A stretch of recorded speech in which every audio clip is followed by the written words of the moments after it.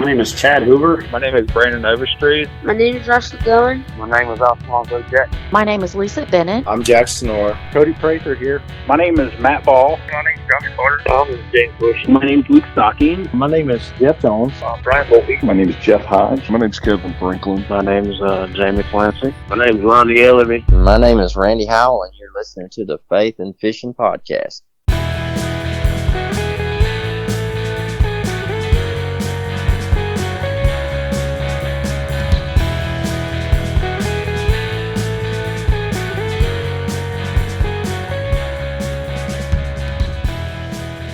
Hey y'all, welcome back to the Faith and Fishing Podcast, bringing you the stories of how God is working in and through fishermen from all around the fishing community. I'm your host Cam, and we have an awesome episode lined up for you, including a brand new segment that should be a lot of fun, where I'm going to share some tips that I have learned the hard way, and I'm calling it Learn from My Mistake. Before we jump into that, the product spotlight, and of course the reason you're all here, the interview with Sean Lavery from the Bass Fishing for Noobs segment of the Paddle and Fin Podcast Network, just a couple of housekeeping things. The last episode, y'all got to meet my dad, and we got to fish together a couple weekends ago, and it was awesome. We stood in the rain fishing for a while and caught a bunch of fish, and I have to be honest, first fish, biggest fish in most species went to my dad, and I think he edged me out on most fish too, all on a white grub on a Zebco 33. I caught most of my fish on the Christmas tree cake crankbait from 153 Baits, which was awesome, which I think worked so well because the bass were keying in on white perch, and we also got to see all kinds of nature and wildlife, 4 little fawns that still had their spots, an osprey swooping down and catching a fish, all kinds of stuff. Speaking of fishing with family, I also got a chance to fish with my nephew for his first fishing outing. Now he isn't quite 4 yet and was introduced to fishing through a nature show that he really enjoys and wanted to go fishing. Since I'm the fisherman in the family, his parents asked if I would teach him, so I got him a rod and reel and we fished night crawlers under a bobber, and it was great getting back to the basics. He is now excited about fishing, and I'm worried I set an unrealistic precedent, seeing as how he caught a fish on his first cast, and his second, and his third, and he ended up catching 5 fish in 15 minutes before he was ready to set the rod down and go play. And then he woke up wanting to go fishing the next morning. It doesn't get better than seeing the look on a kid's face when they catch their first fish. Also, before we jump into the segments, wanted to officially welcome Jade's Jigs on as a sponsor of the Faith and Fishing Podcast. We will have Joey Doza, owner of Jade's Jigs, on soon to really dive into the company and the products, but they make lead-free finesse jigs that are awesome. And I won't dive too deep into the jigs themselves because, like I said, we'll be diving into them soon on a future episode. But to give you a quick introduction, they are some phenomenal little finesse heads that come in a variety of styles. And like I mentioned earlier, they are lead-free, which makes them safe for people and especially for the environment, which I'm really excited about. Now, I'm a power fisherman at heart, so I'm still learning how to use these things. But so far, I've been very impressed. My favorites have been the little skirted finesse jigs and the little EWG heads. I'll go more in depth on how I fish them whenever I feel like I am a little bit more than a beginner. But for now, go to jadesjigs.com. That's JADESJIGS.com to try them out. And for being a Faith and Fishing listener, Joey has been generous enough to give you a 10% off promo code, and that promo code is FNF10. All right, so with all of that being said, we are going to jump right into our newest segment, Learn from My Mistake.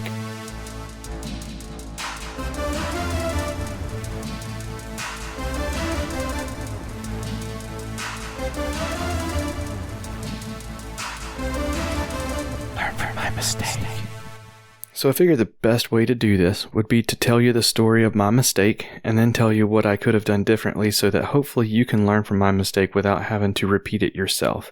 Now don't worry, you'll still make plenty of mistakes that you can learn from. There are plenty of those to go around. But for this first one, I want to tell you about a mistake I made whenever I was rigging my second kayak. That was the West Marine That was the West Marine Pompano 120. Y'all have heard me talk about it before. I got my very first fish finder. It was a Garmin Striker 4. It was a decent little unit, but I didn't end up keeping it too long. But there were really two main mistakes that I made with this unit. Or I guess you could call it the same mistake made two different ways. But the first was that I kind of forgot that I had to take the fish finder and battery off the kayak so that I could car top it. It wasn't so bad when I left the lake, but having to run cables throughout the body of my kayak whenever I was wanting to get on the water, pulling it off of the car and then running cables and stuff, because I had the transducer arm mounted behind me instead of in front of me, which means that the cable had to run about 7-8 feet underneath the kayak, or in the hull of the kayak. And I had to run it every time because that wasn't a permanent fixture on the kayak. The second issue was that I cut the holes to run cables and mounted the track so that I could run the transducer arm on the left-hand side of the kayak. Now the issue with that is that the arm of the transducer was going to be sticking out over the left-hand side of the kayak, which was the same side of the kayak that the factory installed anchor trolley was on. So here was my big mistake there. I rigged my kayak, complete with drilling holes and making permanent changes to the kayak, without taking it on the water first and making sure I would be putting things where I wanted them and where they would not be in the way. So this is my advice so that you can learn from my mistake. Whether your kayak is brand new or you just want to add a new modification to it, take the kayak out without the mod and make sure that if you put this piece here, that it won't be in the way of paddling or your anchor trolley or in the way of anything like that, and also make sure that you can reach it. I'm not a flexible guy, and I have put a light in the track on the very back of my kayak once. When I got out on the water, I couldn't reach it to turn it off once the sun came out, so my battery died. So before you add mods, especially if they are permanent mods where you're going to be drilling into the kayak and making permanent changes, do yourself a favor. Take the kayak out on the water and make sure things are going in places where they can be more useful. All right, time to jump into the product spotlight, and this time we're going to be talking about my favorite line of bait casting reels.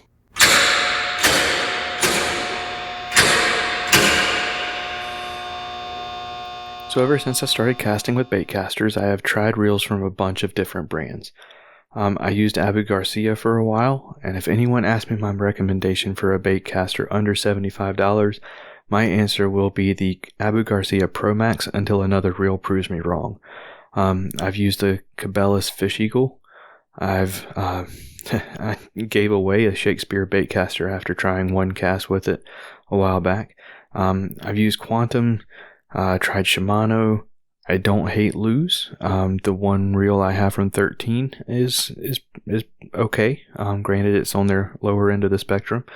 But there's one line of reels that I have slowly started trying to switch my reels to, and that I have been super impressed with, and that is the Daiwa Tatula series.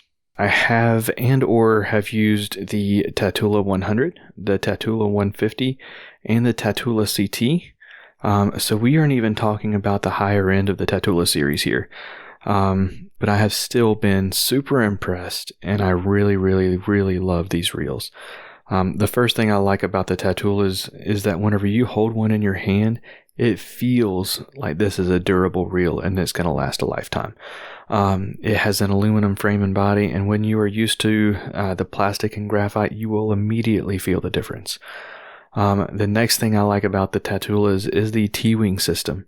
Whenever you click the button on the reel, the line guide turns over, creating a much wider opening so that you have less friction on the cast, and it makes for a much smoother cast.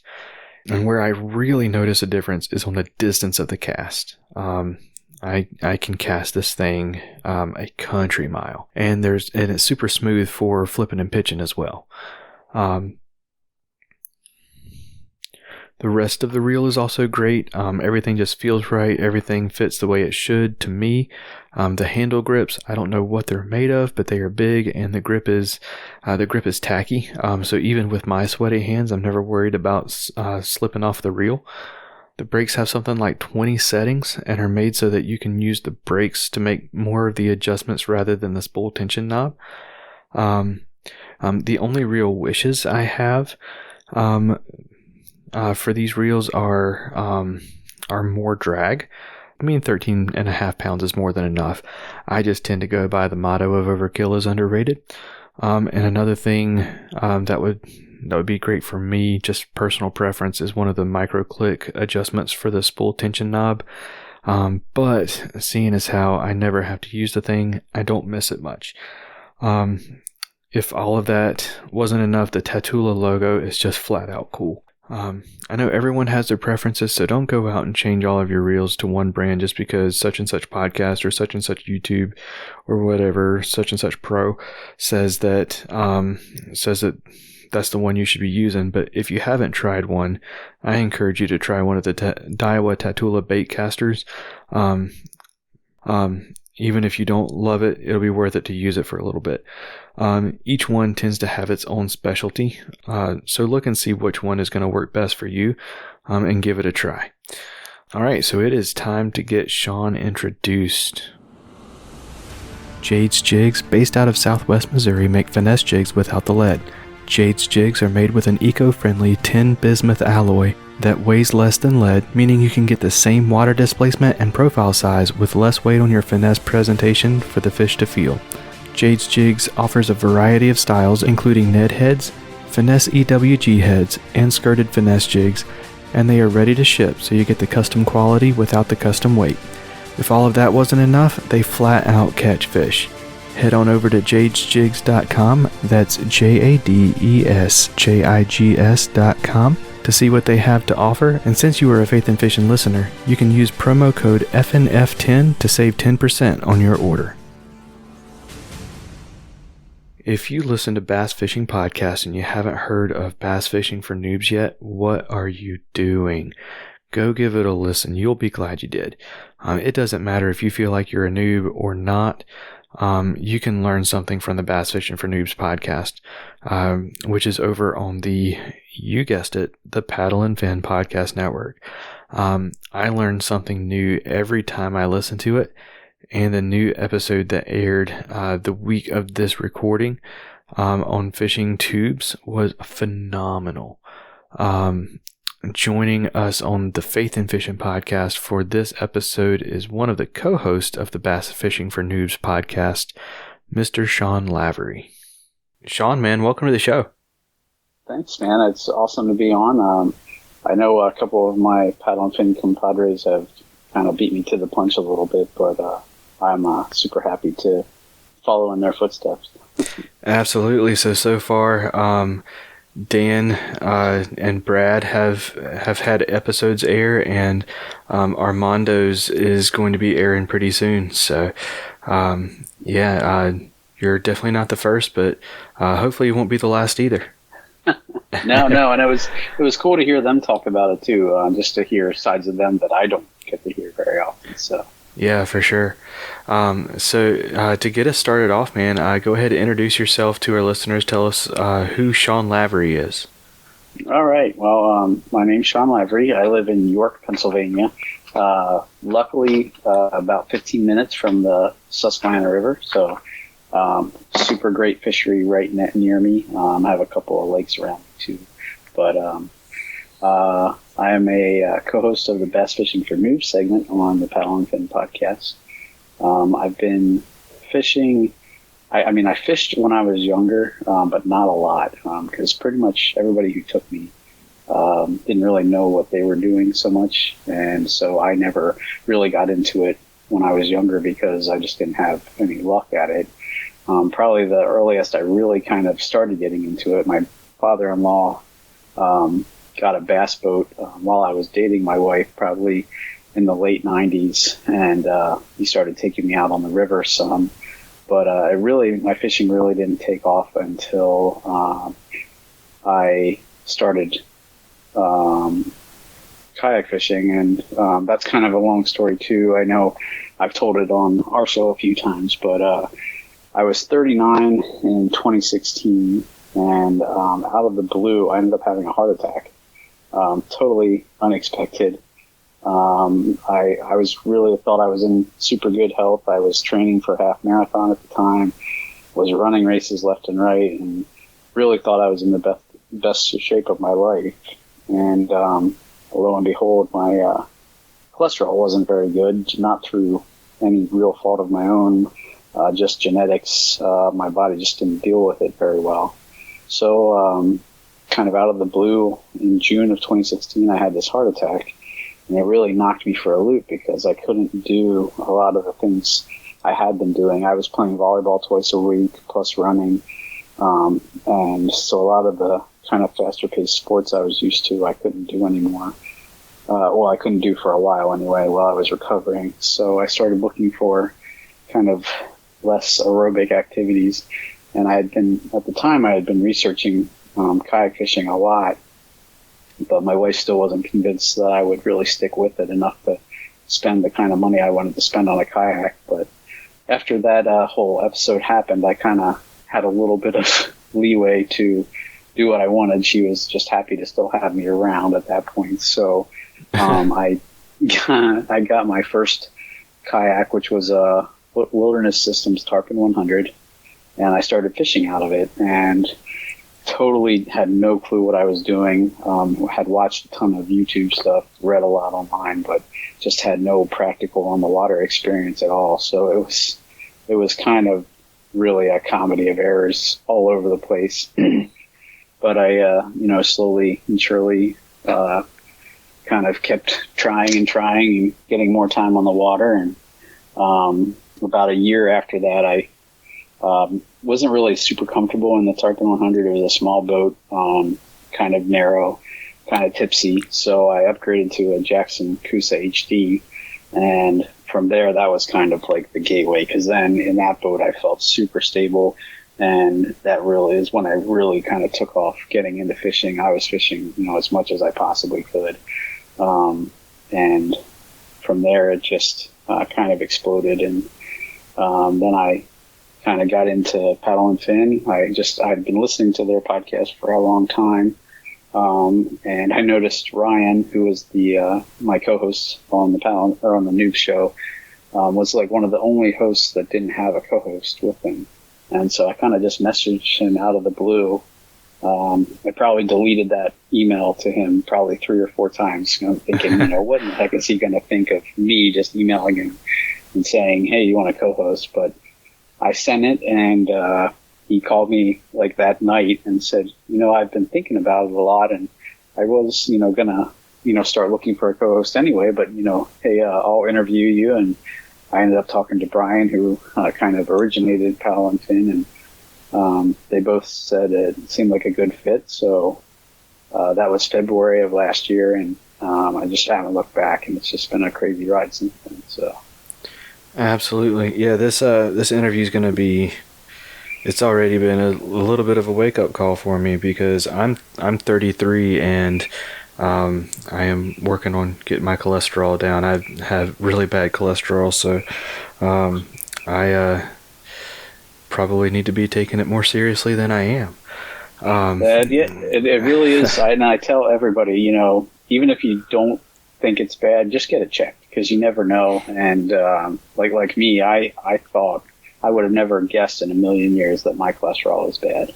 And I went to my family doctor afterwards, and she ran this checklist that she had of risk of a heart attack. And I think without knowing my cholesterol numbers, everything else gave me like a 2% chance of having a heart attack. But there I was, so definitely, get your numbers checked. Just even if it's a simple blood test to get your cholesterol checked.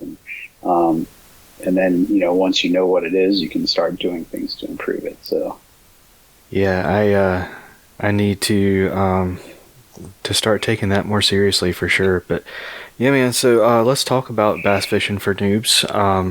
Kind of introduce that podcast to us. Tell us what it's all about. So the main reason why I wanted to get be on that show is, and the reason why I started listening to it was because I felt like it was perfect for me, and it's for those new anglers out there who maybe don't feel comfortable asking somebody, hey, how are you doing that, or why are you doing that way? What lures are you using in this situation, or where do you find this fish this time of year, or I hear you talking about ledges. What does that mean? Or I was super shy when I first got into this, and I never felt I felt totally awkward going up to somebody and asking them anything. I just figured like they're going to be like, oh, he wants to steal my spot, or he wants to learn all my secrets, and it totally wasn't any of that. I didn't want to steal anybody's spot. I just wanted to learn to improve my fishing, and so that's kind of where our show that's where my co-host when he started the Noob show, that's kind of where he was coming from too, to help him learn, but also to ask the questions that he always wanted to ask but never felt like he could, or and I kind of had the same mindset, in that I always try and ask our guests the questions that I feel like when I was just getting started I wanted to know, but felt silly asking. So Yeah, for sure. One of the things I really love about the Bass Fishing for Noobs podcast is that y'all ask the quote unquote stupid question, the question that people will use terms that are common knowledge to a lot of fishermen, and on other podcasts that we listen to, that term just kind of they go with it.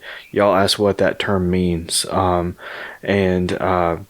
kind of dive into the questions that are that nobody else asks, and I love that. Like what's the difference between a ledge and a drop off, or different things like that. So definitely enjoying that about y'all's podcast. But how difficult was it coming on as a co-host onto an established podcast? Oh, I was, like I said, I was super intimidated. When I say I deleted that email 3 or 4 times, it's totally the truth. I was like, what are you thinking? You don't know nothing about nothing, and you're going to go on here and fake it till you make it, or whatever they say, Right. But I was super intimidated, and especially I'm so glad it wasn't live, because holy cow, the first couple times I was so nervous. But Ryan really kind of took me under his wing and made me feel at home. And, before long, it was kind of old hat. Luckily, the first couple interviews that I did, some of the first ones I did were people that I already knew from my local area. So that made it easier. I didn't initially talk to huge names right off the bat, but it didn't take long before I started talking to I think the first big name I talked to was Mike McKinstry, the Basquatch hunter, and I was like totally starstruck the whole interview. Like, I can't believe I'm actually talking to this guy. And just some of the names that I've gotten to talk to in the past year, if you would have asked me a year before, do you know, next Tuesday you're going to talk to Jody Queen, or some of the big names in kayak fishing, I would have told you you're crazy. But now I've talked to him. I've talked to Drew. I just talked to Drew Gregory for the first time. That was awesome. There's so many big names. Russ Snyder's I've talked to, and internet people too. I talked to the online outdoorsman. Just some of my favorite YouTubers. It's so cool to just sit down with them. Mike Rudd. So just big names. So. But you're right, definitely initially. I don't know, did you feel intimidated the first couple times? I'm sure you almost had to. And you're going solo, so I can't even absolutely. So the very first interview I ever recorded was with Josh Carter from One Objective. Okay. And it was a super short interview, and then I ended up calling him back and saying, hey, I came up with some other questions. Would you mind coming on and me recording another interview just to kind of hack the two apart and put them back together to make one episode. And like going back and listening to it, you can definitely tell, I'm super nervous and I'm reading from a script. I don't know what I'm doing, but I was lucky to have some of the early interviews I did were with guys like Josh Carter and Chad Hoover, that you ask them a question and they can talk for 20 minutes without me having to say anything. So, and it's funny because like whenever it comes to small talk, I am probably the world's worst at small talk. And like keeping a conversation going, that's not my strong suit. So the whole podcast thing, it was like this doesn't seem like the right fit for me, but I feel like I'm starting to break out of my shell a little bit and starting to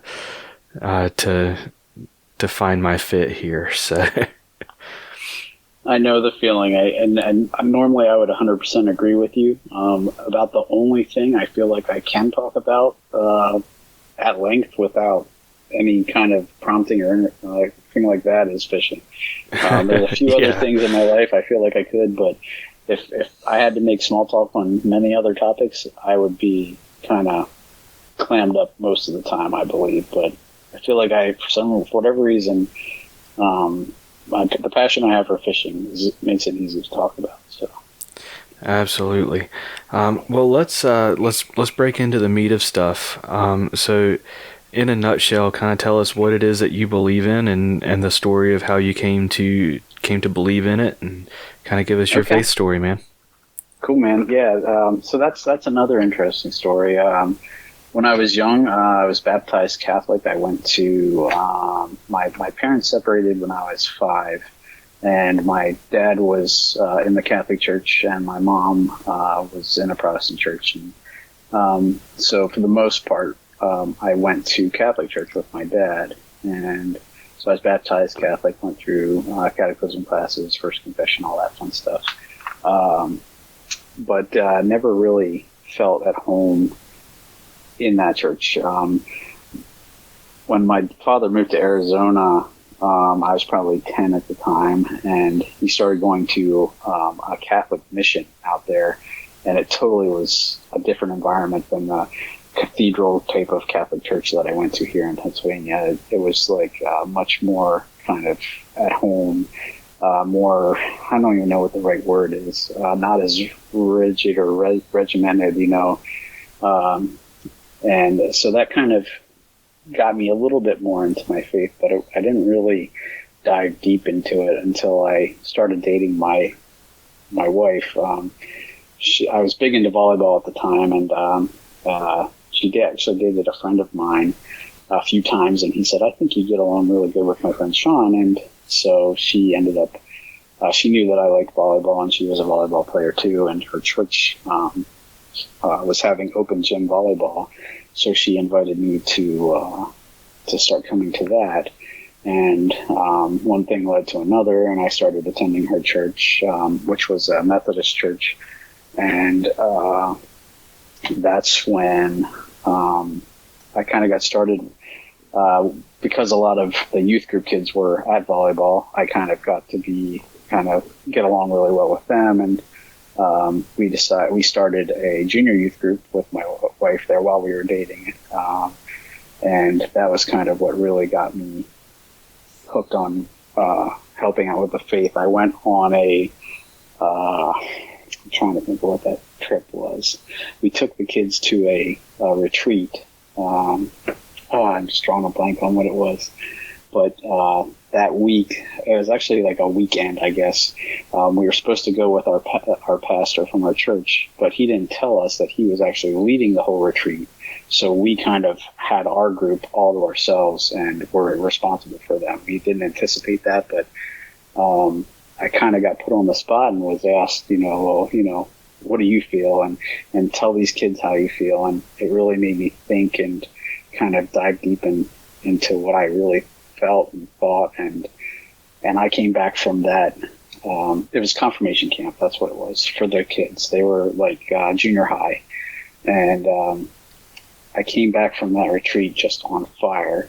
And I started helping with youth group regularly, started teaching a Sunday school class. My wife and I got married then, and I just started doing more and more things in the church, helping wherever I could and learning all I could. And then the biggest thing really I think that affected my faith was after I'd been working with the youth group for quite a while, we got a really good youth group leader named Joan. And after I had been helping out with the youth group for a long time, she approached me and said, hey, I do a week of camp counseling every summer. And just seeing how you are with the youth, I think you would really, really enjoy it.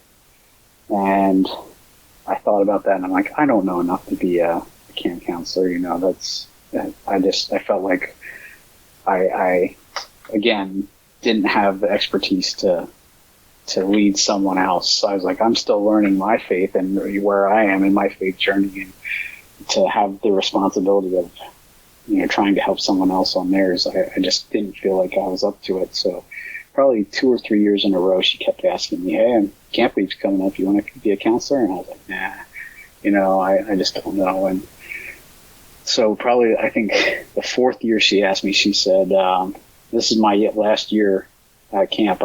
She was leading the camp that she had been going to. And she said, this is my last year at camp. You have to come and be a counselor for my last year. So begrudgingly, I said yes, and I was super excited about it, but nervous.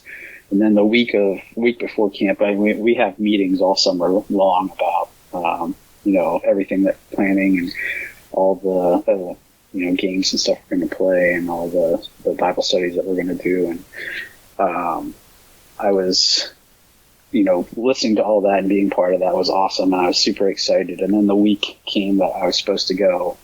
And, oh man, I just had every doubt in the book hit me like a ton of bricks. I was like, I can't do this. There's no way I should be going there. I should have said no. And I came up with like a million reasons not to go. But for whatever reason, I just put it all behind me. And I said, I'm just going to go try it. And that week was the most amazing faith week of my entire life. It just... The place that I counsel at, I've gone back now. I've been a camp counselor there for 8 years. I missed the year I had my heart attack, unfortunately. But other than that, I've been there pretty much every year. And it's just something I look forward to all year long. It's totally my rekindle the fire kind of time. And there's no way you can spend a week in the presence of faith that richly and not come back like on fire and want to run through a wall. It's what I look forward to the most. And it's coming up again. It's usually the 1st or 2nd week in July, so we're back in the planning phases of it again, and I'm just looking forward to it. Even last year we ended up doing it. We went up there and recorded lessons and stuff and sent it to the kids that couldn't make it because of COVID and all that fun stuff. So even last year we still had a mini version of camp that it was so nice to be up there and get away from all the craziness. And it's just such a beautiful place. There's a huge lake there filled with huge bass, and It's private, so it's unpressured. They're the biggest, dumbest bass I've ever found anywhere. So you can pretty much throw anything in there and they'll bite. So it's so neat, fun to go there just for that. I mean, I can try all sorts of different lures and techniques that I have no luck with anywhere else. It's where I caught my first frogfish, where I caught my first jig fish, where I've caught my first Ned rig fish. It's just a fun place to go. But on top of everything else, just getting to share my faith with kids and listen to them and guide them. And some of those kids, we have kids that come from inner city Philly who just need love and to know that someone cares about them. They live lives so much harder than I could have ever imagined when I was their age. And just to to be with them and kind of show them that there's people out there who cares and a God who cares about them is kind of what lights my fire and gets me going. And again, I said I could talk forever about fishing. My camp experience is also one of the few things I feel like I could talk forever about. So Absolutely. And you're speaking my language now with youth ministry. So what ages do you typically work with? Our camp is they have to have finished 6th grade, and it's up through graduating seniors. When the seniors graduate, they can either come on as counselors if they want to, or then that's kind of the end of our camp. So it's called youth camp, and it's kind of junior high through high school. So Okay. I'm super excited. My oldest daughter has been going to the camp now as a camper. This, I think, will be her 4th year, and my youngest daughter is going into 5th grade, so she's going to the grade school kind of equivalent of our camp this year too for the first time. So she won't be in my camp, but she'll be up at camp the same time I'm there. So I'm super excited to see if she loves it as much as I do. And now I kind of got my oldest daughter hooked, I think. So That's awesome. So what's your favorite age range to work with? Because I'm one of the old campers, the rule, or counselors, one of the rule is you have to be, I think, 5 years older than the youngest camper who you can counsel. So because of that, I tend to get the older kids, and I really enjoy that because they're at a different stage in their life. They're, the senior high kids, they're 12th graders, they're looking on to their future, and they're at a really cool age where you can have those deeper discussions, kind of the things that might be way over the head of the 7th graders, and plus they're also, kind of uncertain about what the future holds for them. And when you can, reassure them and tell them that, they won't go it alone, and that they can have faith that, God will carry them through, it's really rewarding to me to see them go on, and then to keep in touch with them and see how they succeed as they kind of move out of our camp and into their adult life. That's another very rewarding thing for me. So Absolutely. I always get the crazy looks because I tell people that the 6th, 7th, 8th graders are my favorite group to work with. They're awkward and energetic, and their attention span is non-existent. And I like working with them too. That's where I got started with the junior high youth group, and I just, because of my age being the oldest counselor, I tend not to get to spend as much time with them, but I definitely enjoy that age range as well. So. Absolutely. So where is it that faith and fishing collide and connect with you?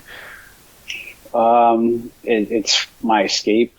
It's my time to reflect and, just be thankful for, like I said, what got me into it in the first place was just looking for something I could do while I recovered from my heart attack, and being out on the water at that early on, it was more thankful that I could do something than anything else. Thankful that I was still here, that I feel like, and I still feel this way, that, God has a plan for me, and that was not my time, and there's a reason why I'm still here. And I'm going to just tell anyone and everyone I can that that's the way I feel, and share how I feel, and, until I, find out my full purpose. They always say, the 2 biggest days in your life are the day you're born and the day you find out why. And I'm still working on the why, but I'm super excited that I have the opportunity to do that. So, but being out on the water is where I feel that the most. When I feel so connected with nature, all my anxiety and worries and troubles of whatever the rest of my life are going through kind of melt away, and for whatever reason I can forget all that for the little bit of time I'm able to get out, and the tug on my line might as well be a direct connection to some higher power, because it's such I love that feeling of just being out there, in nature and seeing all the amazing things that this world has to offer. That's where it comes together for me. Awesome. Plus, getting to share that experience with anybody who will listen. So. Yeah, for sure. So I did want to talk a little bit about the heart attack and how that kind of like affected your mindset and affected your faith.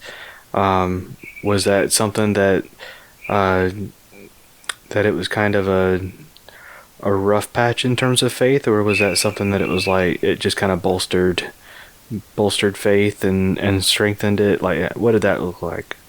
Luckily, at the time that came about, I had already kind of grown in my faith enough that I was able to really rely on it. What I wasn't really prepared for, and I don't know particularly why it started then, was I was never an anxious person before that.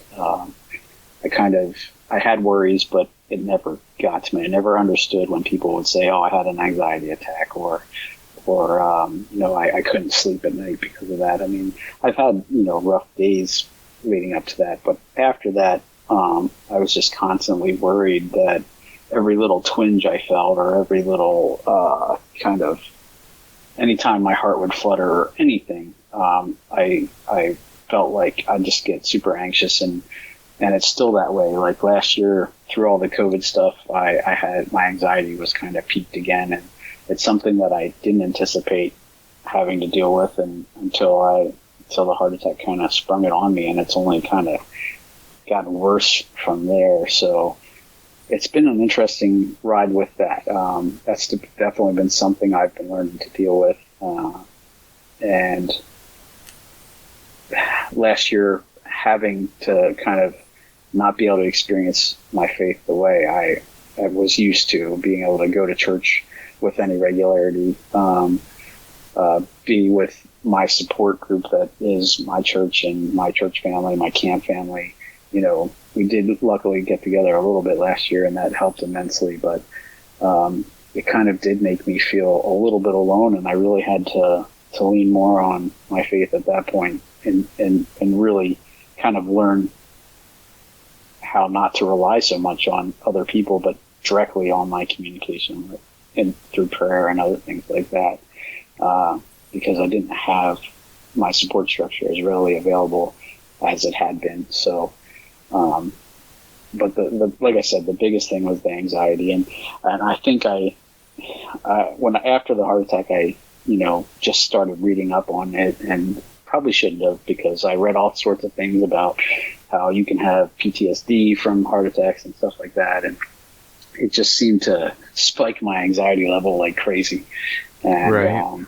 It's just been an interesting journey with that since then. But really, I don't know where I'd be if I didn't have my faith to fall back on. And luckily, at that point, it had grown to the point where it had, and that I felt, that there was always, even if I felt like I couldn't talk to anybody else, I could always go to the Lord in prayer and just, say, hey, I am feeling totally inadequate.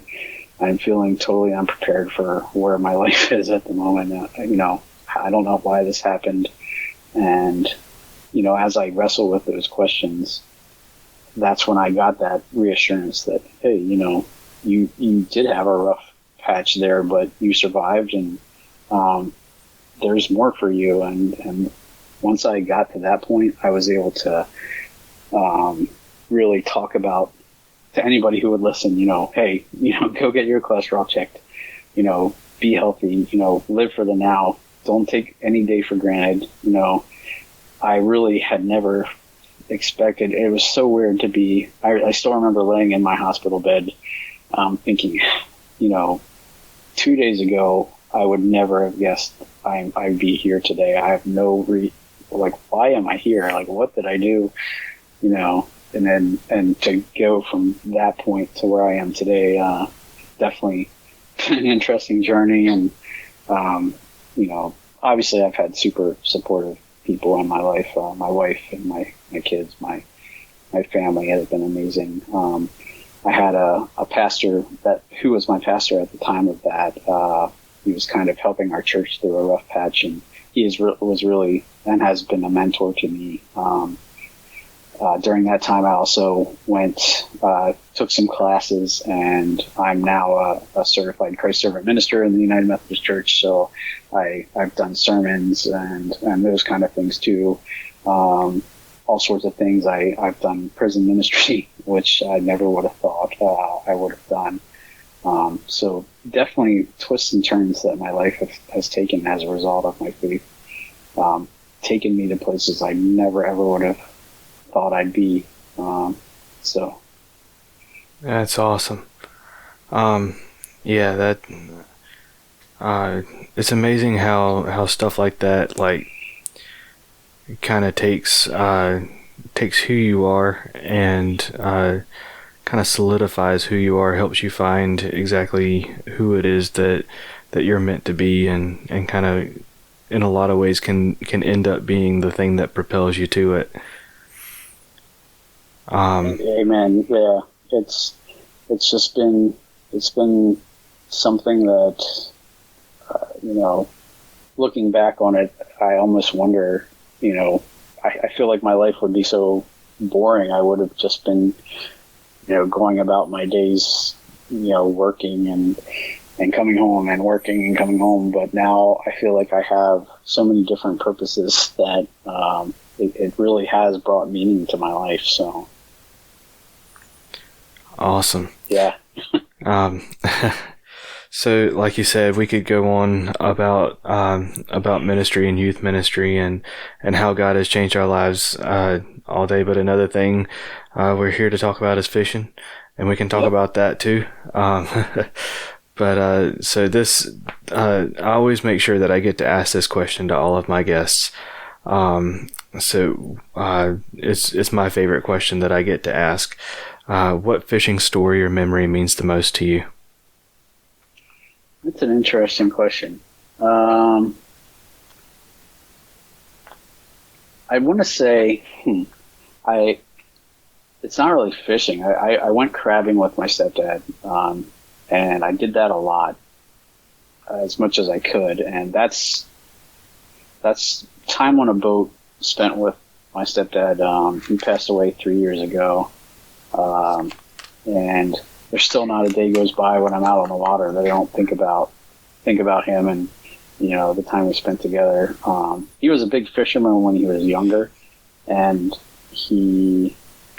growing up, he worked a ton. He was he worked at a plant manufacturing parts and stuff. He was part of a union, and all the sacrifices he gave up for me. He crossed the picket line when they went on strike so I could stay in college and help me through that. And so that's kind of part of it, I think. The time that I spent with him on the water, even though it wasn't fishing, it was more crabbing. But right. That was I think when I look back at the most meaningful time I've had on the water, it would be that time I spent with him. That's awesome. And that's, and thinking about it right now, I don't realize how much I miss it until I go back. But even when I'm out on the water, when I'm sitting there getting skunked, and that's usually where I go to. I start, talking to him, being like, all right, what am I doing wrong here? Give me some pointers, help me out. And oddly enough, those are the times I start getting bites. I'm like, it's awesome. So weird. Of course, that I go to that well often, and then then it doesn't always happen. Then right. But I've had other times. Helping out with Heroes on the Water has been amazing.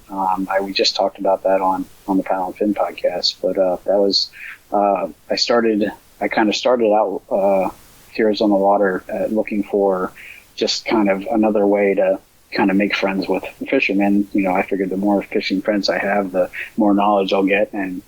But I kind of stumbled into helping with that, and seeing the way that helps people, dealing with the stressful parts of their lives. Soldiers coming back from combat and stuff like that who are dealing with different anxiety than mine, but still looking for the same kind of outlet to either get away from it or to deal with it. Right. That's been very rewarding to me. And some of the friendships that I've made through that, and getting to, just go on a fishing trip with those guys. And I don't even know if they know how much it means to me to get to spend time with them and for them to be as accepting as they are. The kayak fishing kind of community in and of itself is just amazing to me. The camaraderie and the willingness to take in new people and just help them. I wish, looking back now, I wish I wouldn't have been so shy, because it really is such an amazing community. People are so, and, in general, you're gonna have those few people that, are not quite that way. But by and large, everyone I've met, for the most part, has been super accepting and amazing, and, very willing to be a friend and help me learn and everything. So yeah, for sure. I definitely have to echo that sentiment. I don't know that I've ever come across a kayaker who wasn't, or a kayak fisherman who wasn't willing to not just talk to you, but tell you, oh yeah, I caught him on this and that spot, doing this, and here, have one of the baits. It's an awesome community that I come from the bank fishing world, where it's, you're doing your best to try and get away from everybody else. Right.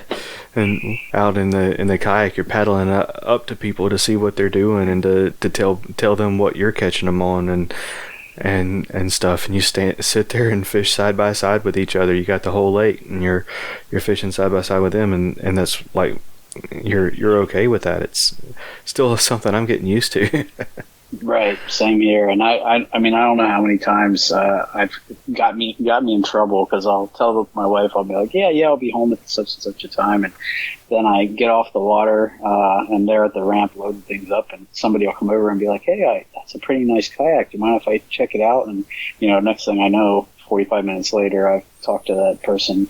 Anything I can do to help grow the sport, but it's just kind of, like I said, it just keeps getting me into trouble, because I more often than not run into people and ended up talking to them, and then getting home way later than I said I was going to or anticipated. So yeah, but still, I don't know that I'd trade it. For sure.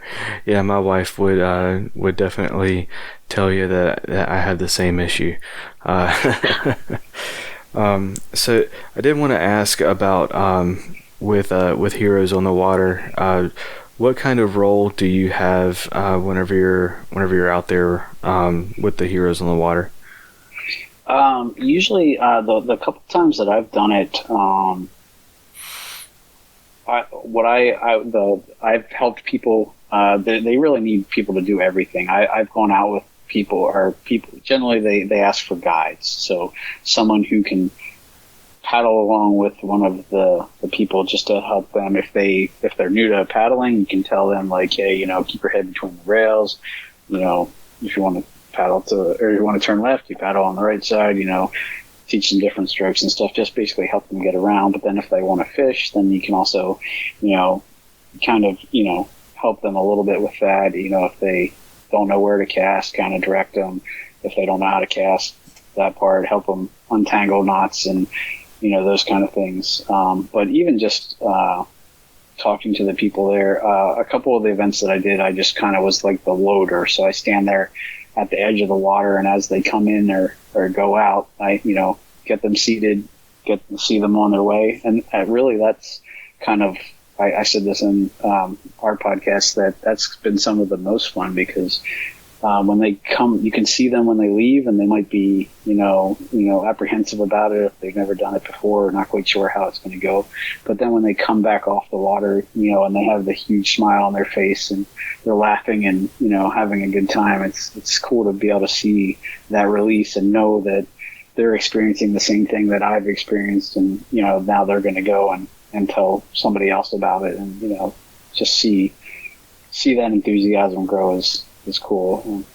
And those are the kind of feelings I live for. I love seeing it at camp when I'm up there, and you see kids get super excited and passionate about the things that they're learning and seeing, and it's the same thing with the Heroes on the Water. You see people kind of having the same joy I have from something that I greatly enjoy, and that's super meaningful to me. Absolutely, that is awesome.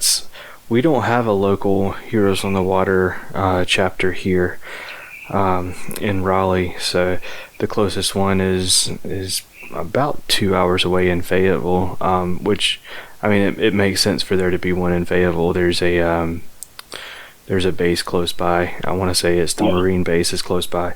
Okay. Camp Lejeune, but yep. I actually spent some time there when I was younger. My dad was a military contractor, so he was stationed temporarily at Camp Lejeune, and I spent a summer on Topsail Island. And so it was weird. And now my dad's family goes back to Topsail every year, so occasionally I get to make that trip again. So that's awesome. Yeah, so we are going to kind of move into a segment here. I do it with all of the guests just to have a little bit of fun towards the end of the episode. But it's called What's Your Favorite? It's pretty self-explanatory. I'll just ask you your favorite in a few different categories. All right. So to get us started off, what's your favorite scripture? My favorite scripture is Joshua 1:9, which says, "Do not be afraid or discouraged, for the Lord your God will be with you wherever you go." That's awesome. And what about a particular story from the Bible? I really kind of, it's weird, helping with youth a lot. You really hear a lot about Timothy, and because Timothy was young, and yet he did amazing things. And so when I was younger, I really liked the Timothy verse that says, don't let people look down on you because of your age. Instead, be an example with your faith, all those things.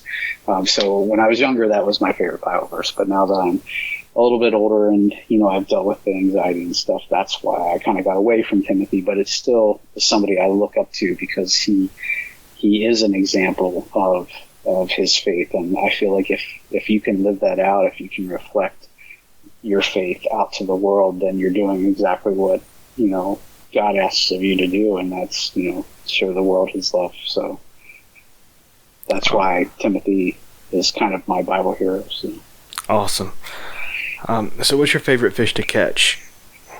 I'm going to say smallies because, I've caught some big largemouth and I love catching big fish, but they come in, like logs sometimes compared to, you could have a, 15-inch smallmouth that fights harder than a 20-inch largemouth to me. And, it's just a whole different experience. They grow up in the current, and they're so much stronger than just a lake bass, like a largemouth lake bass, where they're, like I said, they half the time they're like, "Oh crap, you call me, all right." And I'm just kind of like to drag them in, but I've caught striper before. I've gone on a few striper trips, so those are fun too. Just for sheer size, I think the biggest fish I ever caught was a 42-inch striper. On a charter that we went out quite a bit. But as for ease of access stuff I have right here, definitely the Susquehanna smallmouth are probably top of my list. That's awesome. I one of these days I'm going to catch a smallmouth. I feel so left out every time I ask that question, and I would say probably 80% of the people I've interviewed say, "Oh, smallmouth." So one day. I have some bucket list fish too. Doo-Doo on the saltwater segment talks about redfish all the time, and I've heard those are fun. My father-in-law told me about stories about catching tarpon, and that one's on my bucket list too. big game fish. So something that can really, I mean, I've had catfish and stuff that did turn my kayak and pull me around a little bit, but something that can really take you on a sleigh ride, that sounds like a lot of fun to me. Yeah, for sure. That's one of the things I love about fishing from a kayak is if I catch something big, I can be the drag. Yeah, right. All right, so if that's your favorite fish to catch, what's your favorite fish to fish for? That's really whatever I can catch. And then I've heard Mike Iaconelli talk about that. Mike McKinstry talks about it a little bit. I get just that tug on my line. I get excited about a creek chub or a bluegill, fishing off the little bridge right by my house when I take my dog for a walk. Sometimes I just bring like my little tiny trout rod and just drop a tiny little jig off the side of the bridge while we're walking by, and I get super excited about just those tiny little fish. Like any chance I get to go fishing, it's kind of probably bordering on a sickness at this point. But, my favorite fish to catch is whatever is biting. You know what I mean? That's anytime someone asked my dad what he was fishing for, that was his answer. Whatever's biting. Yep. All right. So, what's your favorite fish to eat? See, and that's one thing. Before I had my heart attack, I didn't eat hardly any fish. My stepdad used to always like to tell the story of the first time he brought home trout to eat, and I was like, well, this doesn't taste like a fish stick. And he's telling me, well, a fish stick isn't really fish. This is real fish, So I really actually haven't had a ton of different fish. I've never eaten bass. I pretty much catch and release everything I do. I have eaten flounder that I've caught. I've eaten striper that I've caught, and I've eaten trout that I've caught. So out of all three of those, flounder is my favorite. With striper being a close second, just because I had like a striper steak basically, right. And that was pretty amazing. But flounder, especially flounder that I caught, a fish always tastes better. And I said the same thing about crabs. Crabs always taste better when you've caught them, when you spent the day out in the water, trying to catch them. And I don't know if it's just because you're exhausted, but I feel like the fish you catch or the crab you catch always tastes better than anything you could buy anywhere. Well, as much work as it is to fillet a fish and clean a fish, they better taste good whenever you're done. Right. I know some people who are really good at it. I am not, and I don't enjoy doing it. And my wife doesn't like fish, which is why I seldom keep fish. But I will say that I have caught and kept bass, and they can be really, really good or really, really not good depending on A, how you cook them, and B, where they came from. So okay, interesting. Well, I've heard some of the kind of nasty stuff in the Susquehanna makes they say you can eat one Susquehanna fish a month or whatever they say, but right. So that's one reason that's kind of discouraged me. I have actually had catfish too. I forgot about that. My I guess it's my niece's husband. He can catch catfish any time of the day right off the water where he lives, and so a couple of times we've been out with them, and he's made up catfish for me, and that isn't bad either. So. Okay, absolutely. So, what's your favorite snack to have while you're out fishing? I like beef jerky, or I have venison sticks that I have that I've had made up from deer that I've got, or friends have got, and so that's usually what I take with me, because A, it doesn't need to be refrigerated too much, and B, it's kind of fills me up a little more than crackers or chips or anything like that. Okay, absolutely. Any particular flavor or brand? Well, like I said, most of the time it's venison that I've either from deer I've got or my family has got. So most of it's home, or not homemade, but like a local butcher shop. Okay, absolutely. All right, so I won't ask for GPS coordinates, secret spots, or anything like that. But what's your favorite body of water to fish? I'd say the Susquehanna. Just because it's so close. Literally, I can roll out my garage and be there in 15 minutes. There are better places than the stretch I get to fish, but it's still a good spot, and I like it because it's easy, and also you never know what you're going to catch either. The smallmouth are amazing, but being able to pull up a walleye or even little stuff, sunfish and bluegills, up to pike. And, I've never caught a pike. I've heard they're there. But those kind of things, that's what kind of keeps me going back to the river. I feel like the lakes around me are good, but there's not a ton of variety on what you catch there. But out in the river, there's a lot of variety, and you never know what you're going to catch. So. Absolutely. So, is the Susquehanna slow enough that you're able to pedal or paddle upstream and then fish downstream, or do you typically float downstream and have someone pick you up, or go as a team, or how does that work?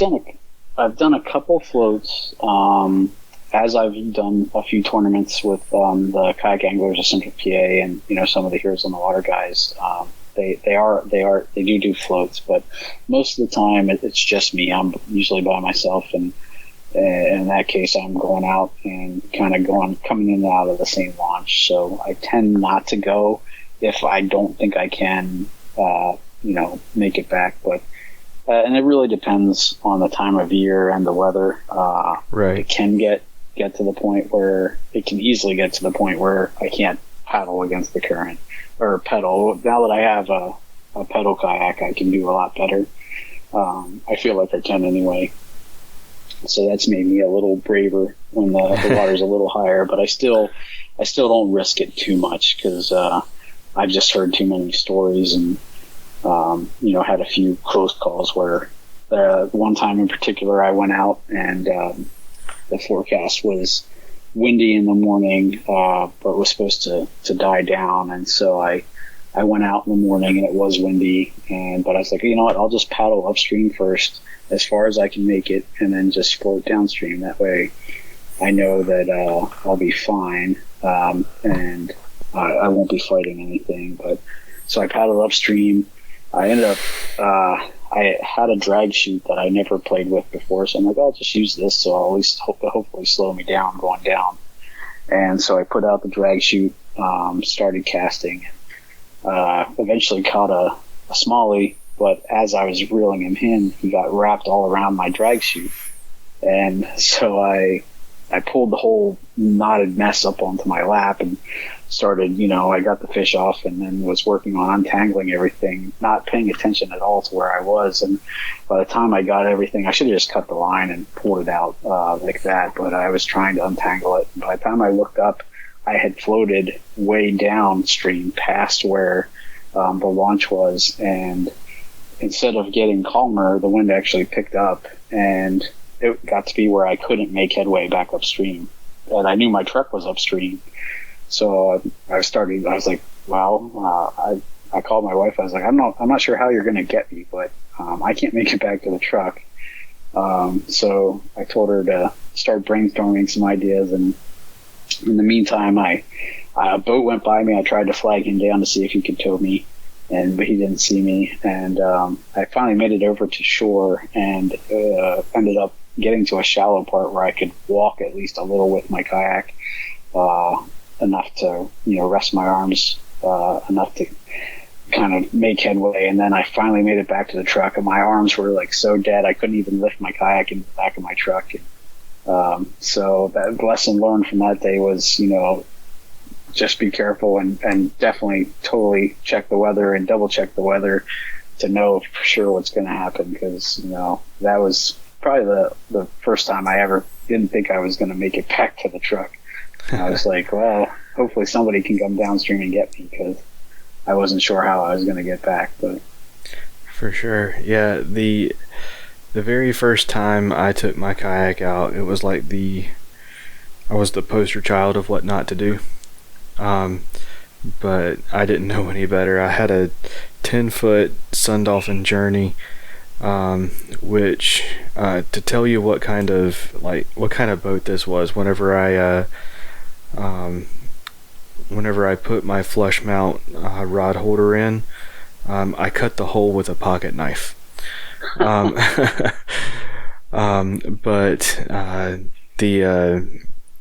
the river, so the Neuse River is the river that I've lived near for the past 15-20 years or so, and it's not a slow river ever, and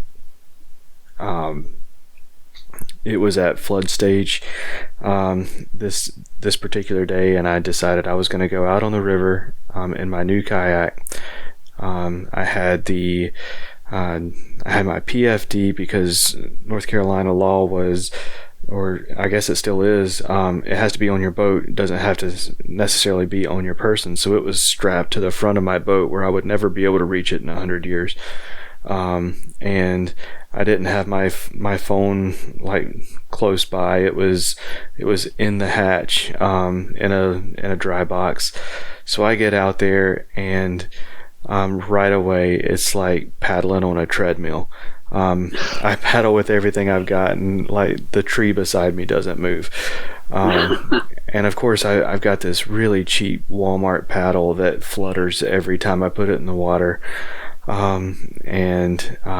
I just kind of am going, and I'm like, well, either I'm going to turn around and God's going to point me in the direction I need to go, or I'm going to do my best to try to drop anchor and try to flag down a boat, or I guess I'm going to have someone come and get me in a different spot. So I stop paddling. The river turns me around real quick, and I do find an eddy where I can at least get turned back around and get close enough to shore where the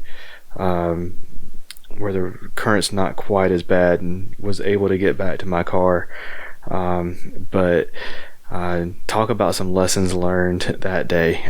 But yeah, whenever I look back, I'm just like, man, if there's a rule I didn't break that day, I don't know it. No, that's actually exactly how I felt that day too. And things like I didn't even think of, like when I look at the wind and see, it says 10 miles per hour. Well, that doesn't sound horrible until you're out there and realize what 10 miles per hour does to water and current, and definitely things that new people need to hear prior to going out. And I try to help people when they there's times where the Susquehanna will be on flood stage, and people are like, hey, I'm thinking about going out on the river, and this weekend I'm like, just check the water level first. And I give them all the tools. I show them the app that I use to check the water level and stuff. I'm like, because it can be downright dangerous easily. You can easily get into big trouble if you go out in the water when it's that crazy. And not just the water level, but the flow rate. That right. I mean, on a normal day on the Neuse River, I mean, you're going to be going pretty fast. All you got to do is steer. But on the day that I went, there's no way anybody was going to do any fishing if they were floating it, because I mean, you would get like.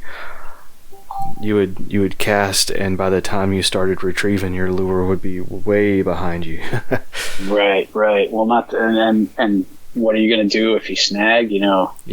Hopefully you're quick enough to cut the line, but all sorts of bad things can happen. Yeah, it's just crazy. Yeah, that was another thing. Like, again, I wasn't wearing a PFD. Didn't have any safety tools or anything near me. Now I'm always have my PFD on. I've got a knife on my PFD. I've got my phone in my PFD. I'm like always so many things that I learned from that one day. But But yeah, back to what's your favorite? What's your favorite lure to throw? Wacky Rig Senko. It's my first confidence bait. Now, oddly enough, I don't have confidence on that in the river. In the river, my confidence bait is a rooster tail, because darn near everything bites it. I've caught Absolutely everything on a rooster tail. I'm like huge catfish, that have no business eating a rooster tail, and they murder the poor thing. Like if once a catfish hits that thing, it's bent to heck, and it's never going to spin right again. But yep.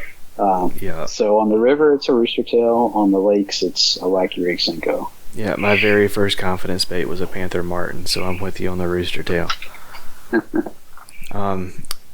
And whenever you're throwing your Wacky Rig, do you hook through the body of the worm, or do you use an O-ring? I use Yumdingers because they're cheap, but I feel like they're just as effective to me as a Yamamoto Senko, and I usually go right through the worm. I get like the 30 pack at Dick's, right, or whatever it is, because I do go through them, but and I have the O-ring and the O-ring tool, but I just don't use them. And another thing that I usually do that I don't know that everybody does is I use weighted wacky hooks, like either a 16th ounce or a 1/32 ounce, just because I feel like I have a little bit more feel for what the worm is doing. I can feel it on the end of my line versus when it's weightless. Absolutely. Have you ever tried using the weighted wacky hook to wacky hook something like a trick worm or a floating worm?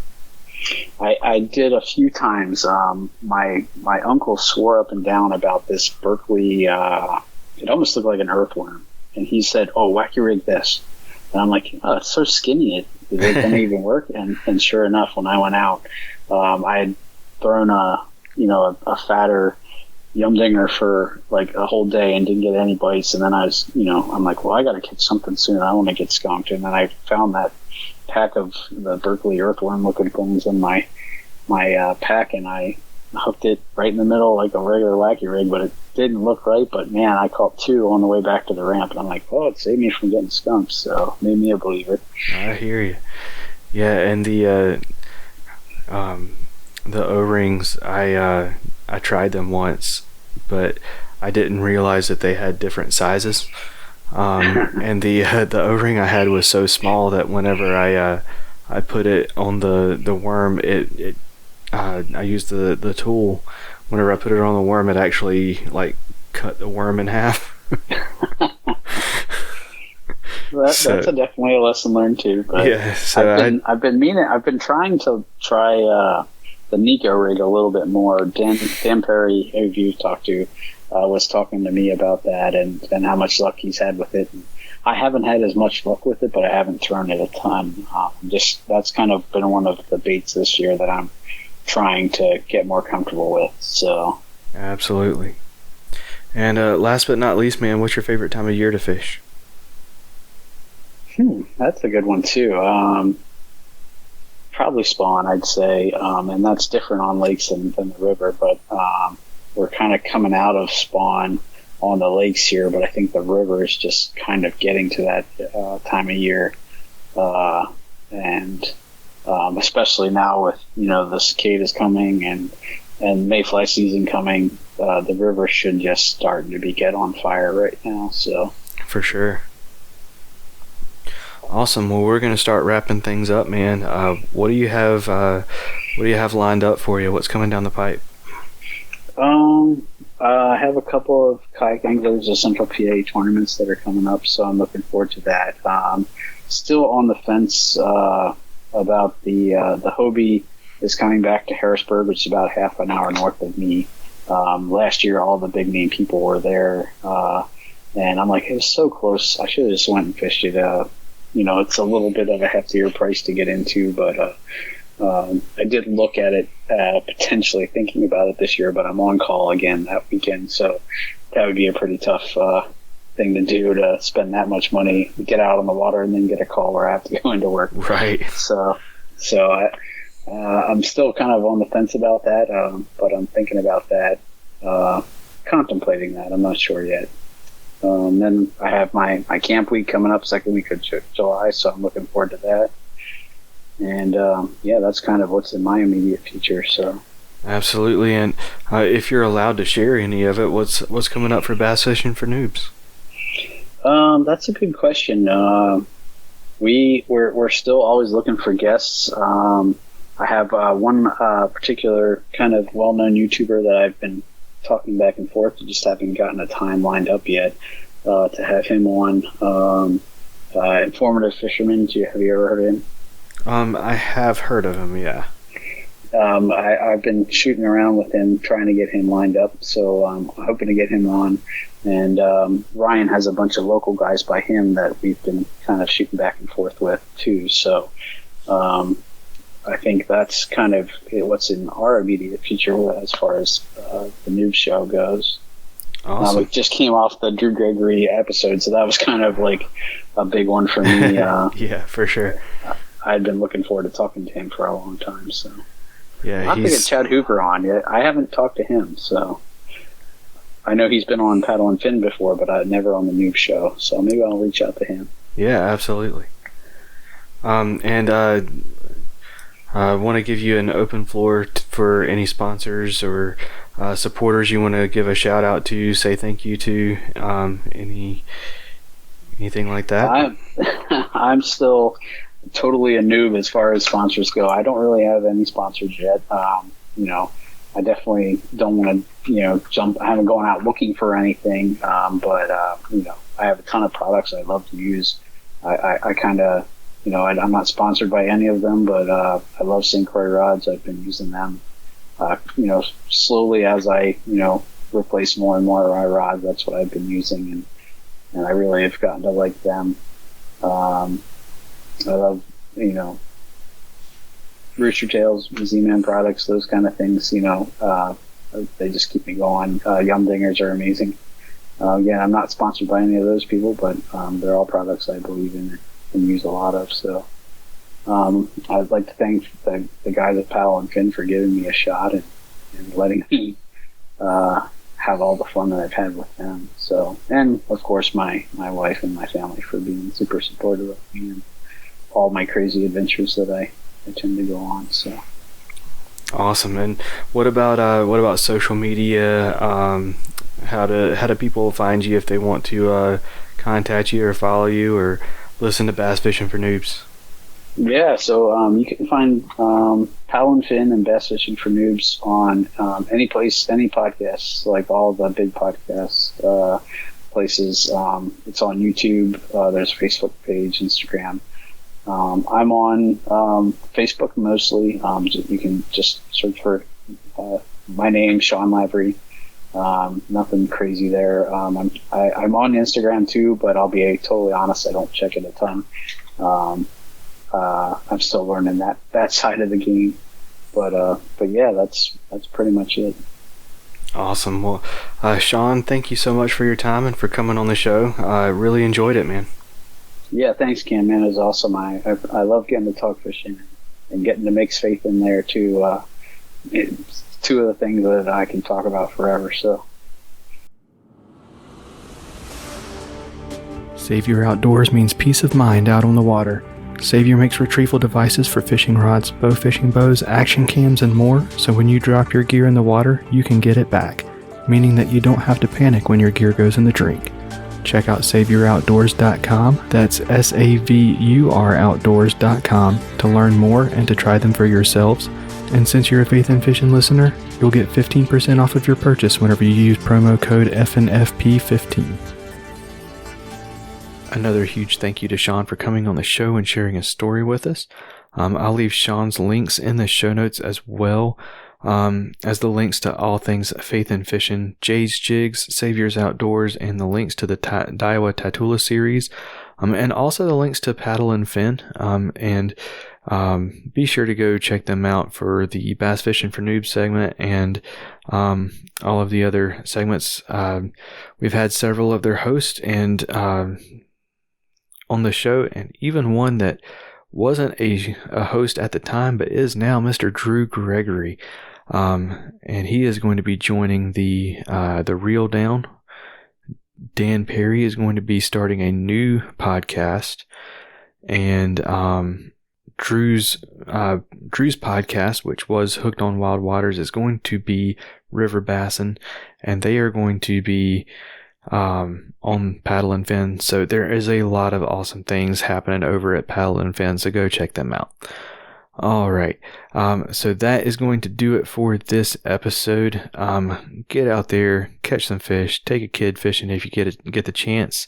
Thanks again for listening. Y'all take care, and God bless. Thank y'all for listening to the Faith and Fishing Podcast. Be sure to give us a rating and a review if you enjoy the show. And follow the show on Instagram at Faith and Fishing Pod or at facebook.com/faithandfishing.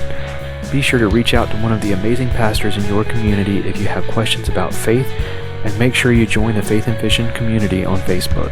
Special thanks goes to Tyler Worrell, the graphic designer behind the Faith and Fishing logo. The Faith and Fishing Podcast is produced by Cam Steele, and the music for the show is written, recorded, and performed by Jonathan Inthlancy and Cam Steele. Thanks again for listening. Y'all take care, and God bless.